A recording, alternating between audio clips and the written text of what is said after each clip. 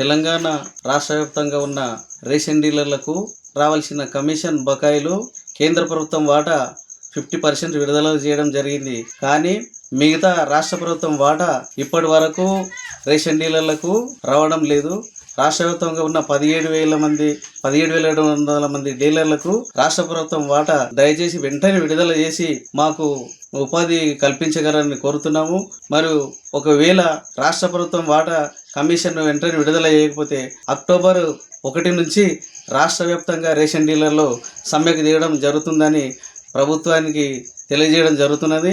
దయచేసి వెంటనే రాష్ట్ర ప్రభుత్వం వాటా విడుదల చేసి డీలర్లను రేషన్ డీలర్లను ఆదుకోవాలని రాష్ట్ర ప్రభుత్వానికి కోరుచున్నాను.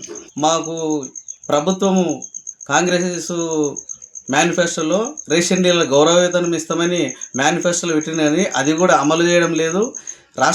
రాష్ట్రంలో రేషన్ డీలర్లు తమ ప్రభుత్వాలను పోషించగలిగిన పరిస్థితులు ఉన్నారు.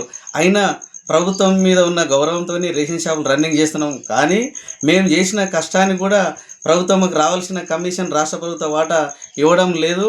ఈ వాటాని వెంటనే విడుదల చేయాలని కోరుతున్నాం. కానీ మేము కూడా బ్రతకడానికి రావాల్సిన కమిషన్ మాకు ఇవ్వాలి కదా.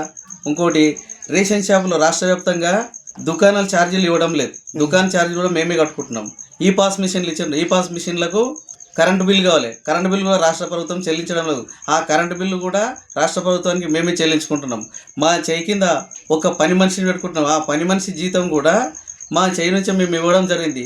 ఇన్ని మా పై వేసుకొని రాష్ట్ర ప్రజల మీద మా గౌరవం ఉన్నందుకే, ప్రజలకు మంచి జరగని ఉద్దేశంతో, ప్రభుత్వం మీద గౌరవంతో మేము రేషన్ షాపులు రన్నింగ్ చేసి నడిపిస్తున్నాము. అయినా మేము చేసిన కష్టం మాకు ఇవ్వకపోవడం ఎంతవరకు సమంజసం, ఎంతవరకు న్యాయము?